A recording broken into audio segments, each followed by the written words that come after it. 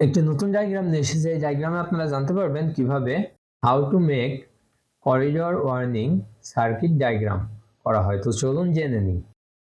Switch 1, switch 2, switch 3, switch 4, switch 5, switch 6।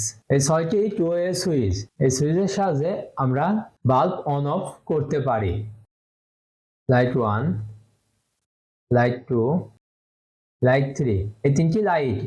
এই light on of করার জন্য আমরা সুইচ ব্যবহার করে থাকি।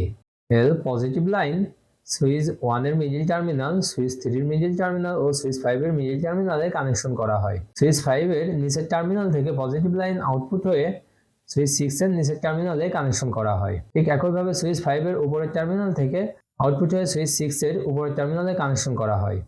সুইচ 6 এর মিডল টার্মিনাল থেকে লাইট 3 তে কানেকশন করা হয় পজিটিভ লাইন। সুইচ 3 থেকে আউটপুট হয়ে পজিটিভ লাইন সুইচ 4 এর নিচের টার্মিনালে কানেকশন করা হয়। সুইচ 3 এর উপরের টার্মিনাল থেকে আউটপুট হয়ে পজিটিভ লাইন সুইচ 4 এর উপরের টার্মিনালে কানেকশন করা হয়। সুইচ 4 থেকে আউটপুট হয়ে পজিটিভ লাইন লাইট 2 তে কানেকশন করা হয়। সুইচ 1 থেকে পজিটিভ লাইন আউটপুট হয়ে সুইচ 2 এর নিচের টার্মিনালে কানেকশন করা হয়।